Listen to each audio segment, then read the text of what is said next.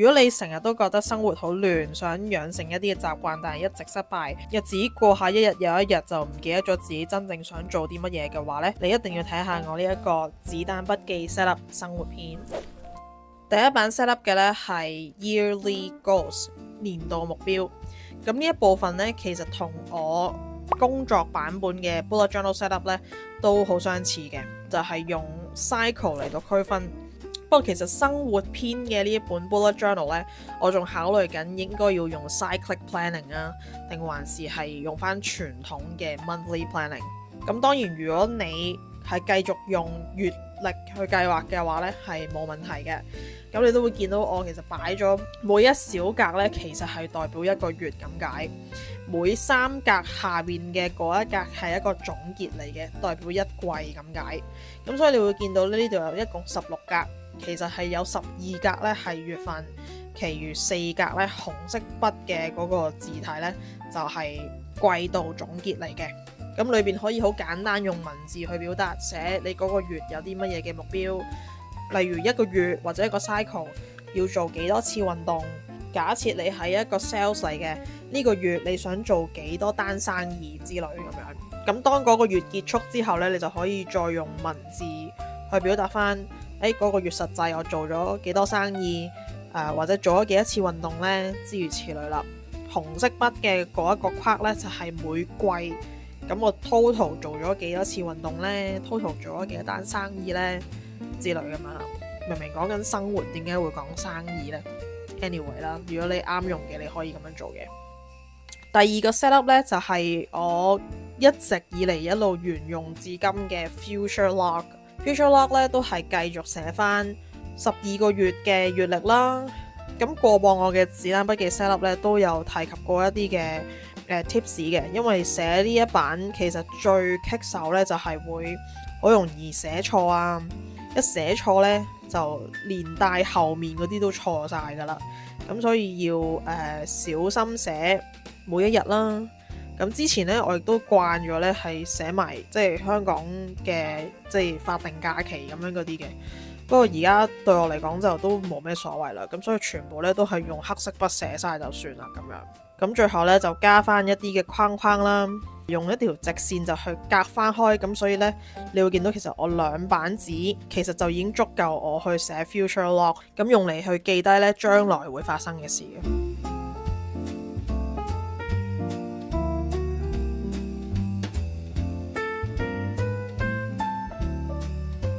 之後呢一版呢係 grid spacing， 咁經過上一本工作版本嘅 bullet journal 嘅教訓之後呢，開始識得呢。首先如果你要用水筆間線嘅話呢，就間咗水筆先，之後先至用嗰支啫喱筆啊，應該叫無印啫喱筆呢去寫翻啲字上去。呢一本呢，雖然呢個官方 bullet journal 嘅書皮嗰邊呢，就係有提供咗一個佢哋嘅一個 grid spacing 啦，但係發現呢，佢哋嗰個預設嘅方法呢，同我嘅理解有啲出入，所以我咧寧願自己用自己嘅方法去寫一次我嘅 grid spacing 啦。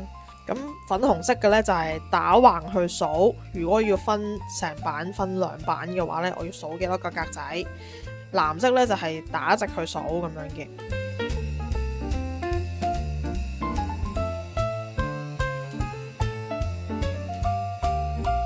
之後呢，就係 health tracker， 咁其實如果你之前有睇過我其他嘅 bullet journal 都會見過呢一個版面㗎啦。咁其實主要呢，就係 for 我每個月嘅 period 啦，咁去記錄翻呢，就係邊啲日子係嚟 period 㗎啦。咁其實我發現呢，都可以用嚟記錄呢其他嘅部分嘅，例如呢，你哋有食藥嘅習慣嘅話呢，又可以用嚟去記錄你邊啲日子食咗藥啦，又或者係運動嘅部分啦，都可以用佢嚟記錄嘅。右手邊嘅上半部分呢，就係用嚟記錄體重啦。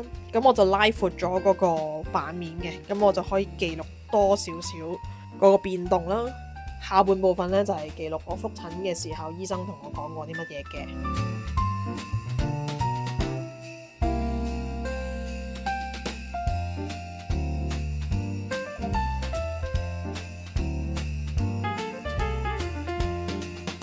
後邊嘅部分呢，就繼續有呢一版啦，因為我覺得非常之實用嘅就係一啲密碼嘅記錄啦。咁其實好簡單呢，就係記錄翻邊個網站用啲乜嘢嘅 username， 用啲咩密碼嘅。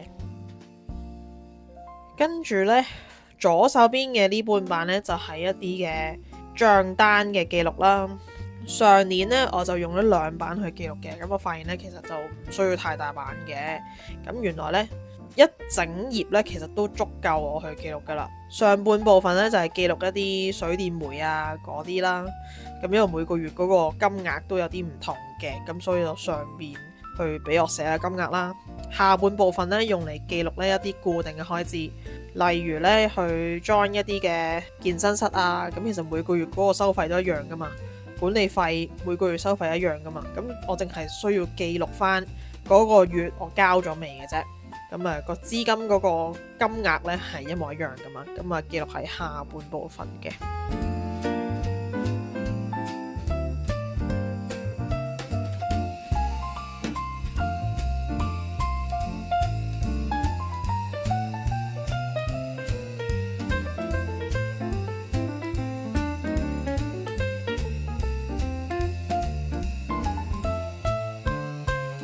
之後呢，我先翻嚟前面呢去做呢一 part。呢一 part 上年我都有做嘅，叫做 Now and Then。咁我覺得幾得意。雖然呢，即係都未到12月31號啦，咁我都未去到填我今年即係2025年嘅嗰個即係年尾嗰部分，我未填嘅。不過呢，26年呢，我都想去記錄其他嘅一啲類別啦。咁呢，其實就係中間呢一堆就係一啲可以記錄嘅事項啦，例如係你今年嘅 MBTI 啦，你哋知唔知會有機會有變動嘅？因為有時性格呢樣嘢係可能隨住你嘅經歷咧會有改變啦。咁我有陣時都貪得意去玩下我嘅 MBTI 有冇變到呢？咁樣仲可以記錄你嘅體重啦，年頭嘅體重至到年尾嘅體重，亦都可以去記錄呢。暫時呢一刻你最中意睇嘅電影啦，最中意聽嘅歌啦，最有感觸嘅一個時刻啦，又或者係一啲好習慣，一啲嘅壞習慣，又或者你目前最大嘅一個挑戰，又或者目前你最想做嘅一樣嘢，即係呢一類嘅嘢，你可以記錄。年頭我係咁樣諗嘅喎，原來我去到年尾呢，成件事已經改變晒啦。咁我覺得呢一版呢，都係一個幾值得去記錄嘅一版嚟嘅。咁呢個呢，就係2026年嘅 Now and Then。希望你睇完呢條片之後呢，可以將呢一套子彈筆記嘅生活篇套用到自己嘅筆記簿裏面，慢慢去打造屬於你嘅生活系統。如果你想睇下我點樣將工作同埋生活結合喺同一本筆記裏邊，又或者想學更加多唔同版面嘅設計呢，你可以參考我過往嘅 Bullet Journal Setup， 又或者可以訂閱 like 呢條片，又或者留言話俾我聽你嘅子彈筆記入邊用咗邊一啲嘅版面。咁我喺呢一條片見你啦。